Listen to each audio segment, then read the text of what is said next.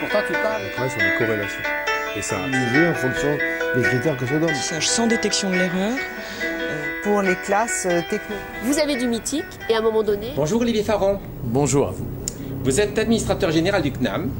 Et ce CNAM, le Conservatoire national des arts et métiers, fête ses 220 ans. Que reste-t-il aujourd'hui des principes qui ont permis sa création par l'abbé Grégoire ? Je pense qu'on est dans la stratégie de l'établissement, mais j'irai dans le vécu de l'établissement complètement dans la ligne de ce que Grégoire nous a enseigné.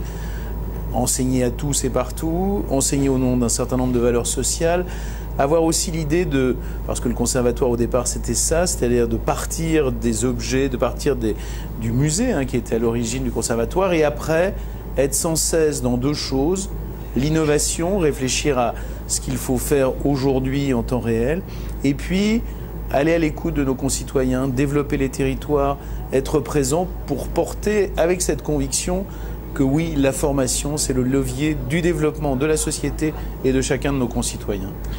Le numérique, aujourd'hui, rend possible une plus large compétition entre les organismes de formation, particulièrement de formation tout au long de la vie. Quelle stratégie le CNAM compte-t-il déployer pour vendre, dans ce contexte, ses savoir-faire, et en particulier ses savoir-faire pédagogiques ? Alors, le numérique, notamment la formation ouverte à distance, elle est déjà au cœur de l'ADN du CNAM. Nous avons à peu près les 2/3 de nos formations qui sont données à distance. Nous sommes en même temps convaincus que la fonction, je dirais, du présentiel reste très importante. Aujourd'hui, nous investissons massivement, nous créons un schéma directeur numérique qui avait été porté avec la Caisse des dépôts et consignations, et nous allons investir 1,5 million, 2 millions d'euros par an en fonction des moyens financiers. Et surtout, ce que nous essayons de faire, c'est d'être, là encore, pionniers, de repérer le bon cours à distance, le MOOC qui sera le plus pertinent, de porter un serious game, d'essayer de voir quelles sont les bonnes technologies adaptées à chaque fois au type de formation. Je rebondis sur votre question et vous avez tout à fait raison de dire vendre. Il ne s'agit pas évidemment de faire une commercialisation hâtive, nous sommes un grand établissement public, vous l'avez dit, mais il s'agit à la fois de faire connaître, d'être dans une position d'offre pour nos concitoyens qui sont des salariés ou des demandeurs d'emploi qui ont besoin de la formation, par rapport aux entreprises, parce que nous savons qu'évidemment les entreprises veulent de plus en plus avoir des projets cohérents de formation, et bien sûr face et en accord avec les régions qui sont nos interlocuteurs principaux pour ces questions-là. Donc nous avons à convaincre, nous avons à construire un modèle économique, et nous avons à être les plus réactifs possibles par rapport à nos usagers que sont les auditeurs. L'innovation pédagogique réside aussi au CNAM, vous l'avez dit, dans la délivrance de doctorats par la validation des acquis de l'expérience. Expliquez-nous. Alors, le CNAM et Grégoire est un formidable innovateur pédagogique. Il a eu cette intuition géniale de transformer un ancien prieuré en faisant un lieu fabuleux de diffusion. Et depuis, nous avons eu, par les premiers cours, par la télévision, au moment quand la télévision est apparue, plein d'objets et plein de nouveautés.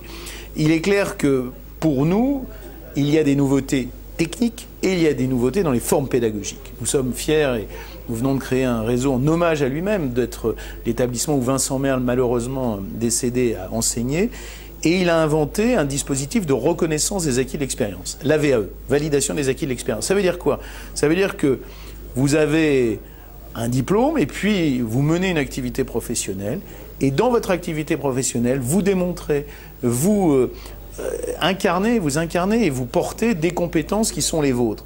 À un moment, au bout d'un certain temps, 3, 4, 5, 10 ans, eh bien, ces compétences font que vous avez un autre niveau dans l'exercice de vos métiers. Ce niveau, c'est très important qu'il soit reconnu. Pourquoi c'est important qu'il soit reconnu ?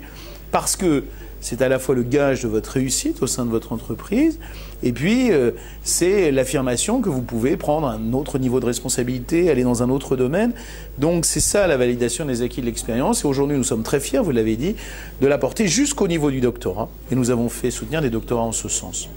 Donc vous lancez une opération pour ces 220 ans, mais ce qui peut être surprenant, c'est que vous la lancez aujourd'hui sur une péniche sur la Seine. Alors expliquez-nous. Alors, nous avons choisi ce lieu très étonnant, surtout dans Paris, qui est cette péniche. Pourquoi ? Parce que le CNAM, c'est souvent un objet un peu indéfinissable. Donc nous sommes contents de faire un moment ne le cachons pas, un moment de communication, de lisibilité, de faire connaître. Nous allons fêter demain le CNAM, le 10 octobre. Et puis, nous sommes très contents de dire quoi? De dire que nous avons un panel d'offres de formation aussi large que les métiers eux-mêmes. À part la médecine, nous formons à tous les métiers. Et nous formons conducteurs de péniche.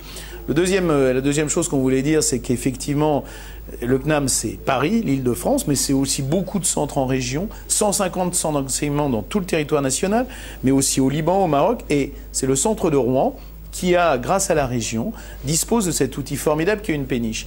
Et la dernière chose que je voudrais dire, c'est que aujourd'hui, il faut rapprocher tous les niveaux de formation. La péniche, conduire une péniche, c'est un ensemble de formations. C'est à la fois, ce sont des artisans, les conducteurs de péniche. Ce sont aussi évidemment des professionnels au fait de toutes les techniques parce que voilà, conduire sur un fleuve, c'est un certain nombre de dangers. Et puis, ce sont des gens qui portent un métier, le transport fluvial, la logistique, qui a des implications économiques très grandes. Donc, ça montre bien que il n'y a pas de faisceau de compétences uniques, il faut songer à diversifier les formations, à les adapter. Une formation qui est reconnue, la formation de conducteur de péniche, par un titre du RNCP, donc Registre national des certifications professionnelles. Et voilà, c'était un peu un clin d'œil pour dire, eh bien le CNAM, il est aujourd'hui sur une péniche et nous portons aussi ces métiers un peu rares, mais qui sont pour nous très importants. Merci beaucoup Olivier Farand. Merci à vous, un grand merci.